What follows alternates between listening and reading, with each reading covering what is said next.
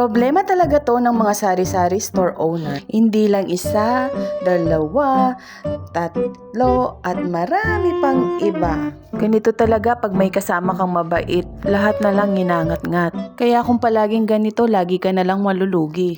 Kaya for today's video, isi-share namin sa inyo itong nabili namin. Storage cabinet nga pala ito na may 5 layer na gawa sa plastic with 360 degree rotating wheels. At napakadali lamang niyang i-assemble. 1,000 plus pala yan nung nabili namin. Depende sa size kung ano yung gusto mo. Maganda din siyang paglagyan ng sapatos, bag, pwede rin sa damit, gamit sa kusina o anong trip niyong ilagay dyan. Pero sa amin kasi bagay na bagay dito sa tindahan. Malaki na din kasing nalulugi sa mga nasisira ng daga. Kaya why not invest sa mga ganitong gamit? Hindi na makakapasok ang mga daga at ipis dyan. Iwas alikabok na din ng mga paninda.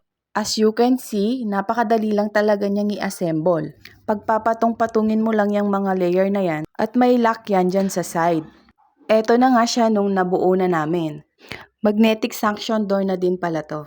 Eto na siya nung may laman. Diba? Ang linis tignan. O kung gusto mo malaman kung saan ko nabili yan, click the yellow basket or click the link in the comment section. Bye!